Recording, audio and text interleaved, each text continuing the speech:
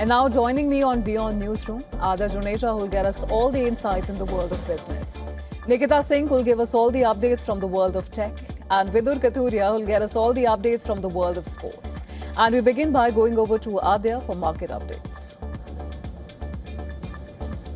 Well, thank you, Diksha. Oil prices are slipping as markets bet on a possible restart of US-Iran peace talks. Oil prices fell for a second straight day with Brent near $94 and crude around $90 a barrel as hopes of renewed US-Iran negotiation eased supply concerns. The Strait of Hormuz remains largely shut with tanker traffic far below normal levels. Despite an ongoing US blockade, investors are focusing on diplomatic signals unwinding the war-driven price surge. Analysts say oil markets are now reacting more to talk of negotiations than to developments on the ground. As we see how the oil markets have been volatile, Britain is grappling with the jet fuel supply crunch as global energy disruptions intensify. The UK's refining capacity has fallen sharply, with output down 41% since 2000 and only 4 refineries now operational.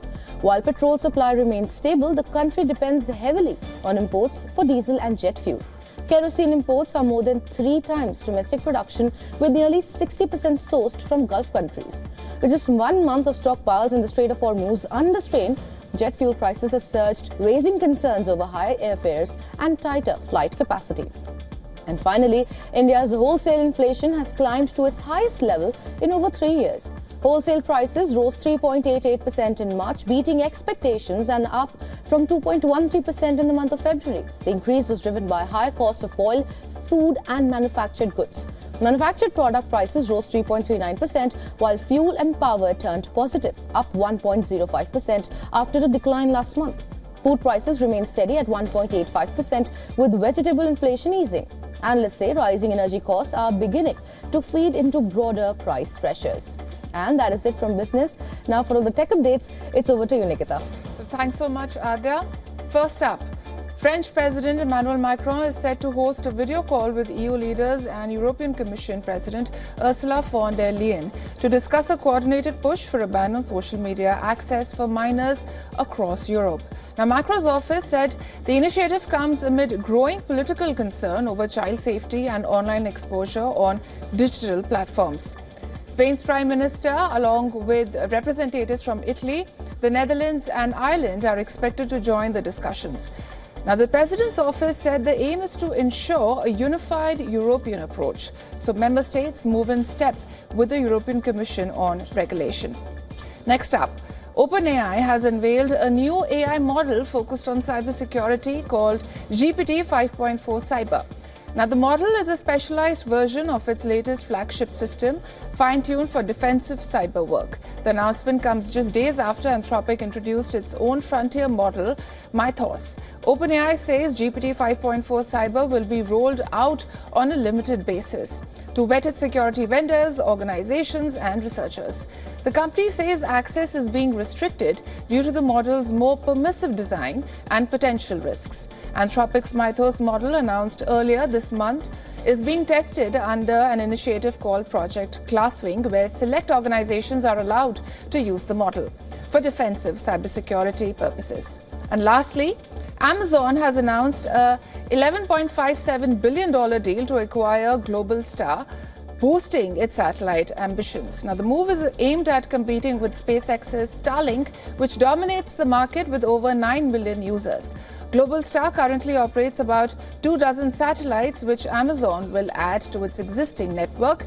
The company plans to deploy over 3,200 satellites by 2029 as part of its Project Kuiper expansion. The deal also strengthens Amazon's direct-to-device technology, allowing mobile connectivity without cell towers. This will enable emergency services and connectivity in remote areas with limited network coverage. Now, Amazon is targeting a 2028 rollout for its direct-to-device services. Well, that's it from the world of tech. Now, my colleague Vidur would be taking you through some sports updates across the globe. Over to you, Vidur. Well, thanks for that, Nikita. There's a big update in the world of badminton. One of the greatest badminton players of the modern era, Victor Axelsen, has ended his playing career at the age of 32. The Danish shuttler says he is no longer able to train and compete at the highest level following his back surgery in April last year. Axelsen spent more than 100 consecutive weeks as world number 1, a mark surpassed in total duration only by Malaysian legend Lee Chong Wei. He won Olympic gold in Tokyo and Paris, as well as bronze at Rio 2016. Axelsen also won World Championship titles in 2017 as well as 2022. In football, Champions League holders PSG completed a 4-0 aggregate victory over Liverpool to return to the semi-finals. Ballon d'Or winner Ousmane Dembele was on target twice in the second half to seal a comfortable victory for the Parisians. The Reds were much improved from their 2-0 defeat in the first leg last week in Paris, but still did not threaten enough and ended up getting beaten by the same scoreline. The defeat means Liverpool will end the season without a trophy after spending more than $500 million in the summer. It also puts manager Arne Slot's future at risk. Now, Javier Mascherano has surprisingly stepped down as Inter Miami's manager just months after leading the team to their first MLS title.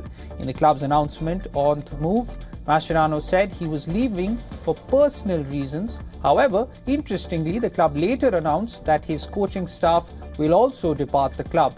Mascherano and his fellow Argentine Lionel Messi spearheaded Inter Miami to their maiden title in December last season.